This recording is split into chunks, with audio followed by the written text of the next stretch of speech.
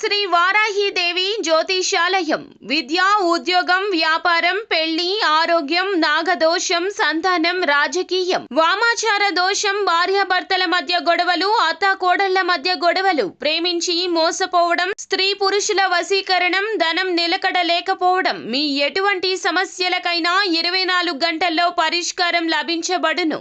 Number 1 వశీకరణ specialist Pandit Pawan Namboodiri, Kerala తాంత్రిక గురువు గారు. Phone number 9043637512. ఛానల్ కి స్వాగతం. ఈ రోజు ఈ వీడియోలో కుంభరాశి వారి యొక్క జీవితం గురించి తెలుసుకుందాం. ముఖ్యంగా జనవరి 8 తేదీలో కుంభరాశి వారికి స్వగృహంలోనే ఘోరం జరగబోతుంది. జాగ్రత్తగా ఉండాలి.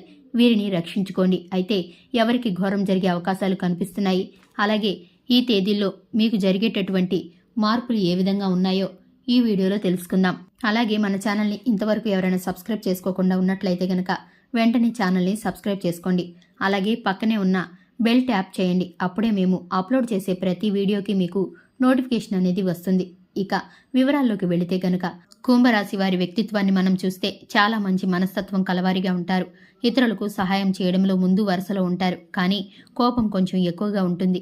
కోపాన్ని నియంత్రించుకుంటే గనక జీవితంలో ఖచ్చితంగా సక్సెస్ అవుతారు. అలాగే అపజయాలు చూసి కృంగిపోకుండా ఆత్మవిశ్వాసంతో అడుగులు ముందుకు వేసి అనేక విజయాలను వీరు సొంతం చేసుకుంటూ ఉంటారు. అయితే ముఖ్యంగా కుంభరాశి వారి యొక్క జాతకం ప్రకారం జనవరి 8 బుధవారమున మీ యొక్క లైఫ్లో చాలా కీలకమైన రోజనే చెప్పుకోవాలి. మీరు కొన్ని జాగ్రత్తలైతే ఖచ్చితంగా పాటించాల్సి ఉంటుంది. స్వగృహంలో ఘోరం జరిగే అవకాశాలు ఉన్నాయి. మీ కుటుంబ సభ్యుల్లో 70-80 ఏళ్ల పైబడిన వృద్ధులు ఎవరైతే ఉన్నారో, తల్లిదండ్రులు కానీ లేకపోతే మీ యొక్క గ్రాండ్ పేరెంట్స్ కానీ ఇలా ఎవరైతే ఉన్నారో వారి ఆరోగ్యం పట్ల అప్రమత్తత అనేది ఈ తేదీలో చాలా అవసరం. చాలా సందర్భాల్లో ఏవైనా అనారోగ్య సమస్యలు వచ్చినప్పుడు వాటిని అశ్రద్ధ చేస్తూ ఉంటాం. ఈ విధంగా అస్సలు చేయకూడదు. ఈ తేదీన మీ యొక్క లైఫ్లో చాలా కీలకమని చెప్పుకోవాలి. వారి ఆరోగ్యం పట్ల శ్రద్ధ తీసుకోండి.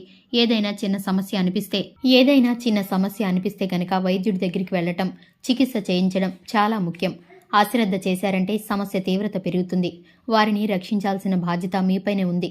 శివుడికి రుద్రాభిషేకం చేయించడం ద్వారా ఈ ప్రమాదం నుండి మీరు గట్టెక్కగలుగుతారు. అలాగే శివనామ స్మరణలో మీకు వీలైనంత సమయాన్ని గడపండి. అలాగే మీ ఇంట్లోని వృద్ధులు ఎవరైతే ఉన్నారో వారికి కూడా చెప్పండి. అంటే కళ్ళు మూసుకొని ఆ శివనామాన్ని 108 సార్లు జపించమని చెప్పండి. వారికి పొంచి ఉన్నటువంటి ప్రమాదం వారి దరిదాపుల్లోకి రాకుండా వెళ్ళిపోతుంది. అలాగే ఈ రాశి వారి యొక్క జాతకం ప్రకారం మీ యొక్క జీవితంలో కొన్ని కీలకమైన నిర్ణయాలు కూడా ఈ సమయంలో తీసుకోబోతున్నారని చెప్పుకోవాలి. భవిష్యత్తుకు సంబంధించి మీ జీవితంలో పురోగతికి సంబంధించి అలాగే ఆర్థిక పురోగతికి సంబంధించి కొన్ని కీలకమైన నిర్ణయాలు అయితే ఈ తేదీలో మీరు తీసుకోబోతున్నారు. వ్యాపారస్తులకు కూడా అనుకూలమైన ఫలితాలు కనిపిస్తున్నాయి. వ్యాపార విస్తరణ కోసం చాలా కాలంగా ప్రయత్నాలు చేస్తున్నట్లయితే ఈ తేదీలో మీకు సానుకూల పరిణామాలు కనిపిస్తున్నాయి. డబ్బు సమకూరడం కావచ్చు, కుటుంబ సభ్యుల నుండి మద్దతు లభించడం కావచ్చు, వ్యాపార భాగస్వాములు లభించడం కావచ్చు. ఈ విధంగా కొన్ని కీలకమైన పరిణామాలైతే మీ యొక్క లైఫ్లో ఉండబోతున్నాయని చెప్పుకోవాలి. ఈ విధంగా ఈ రాశి వారి యొక్క జాతకంలో చాలా మార్పులైతే ఈ తేదీలో కనిపిస్తున్నాయి. శివారాధనతో పాటు విష్ణు ఆరాధన కూడా తప్పనిసరిగా చేసుకోవాలి. విష్ణు సహస్రనామ పారాయణ చేయాలి. అలాగే మీకు వీలైనంత గనక ఆవును దానం చేయడం ద్వారా అపారమైన పుణ్యఫలాన్ని ఖచ్చితంగా పొందుకోగలుగుతారు.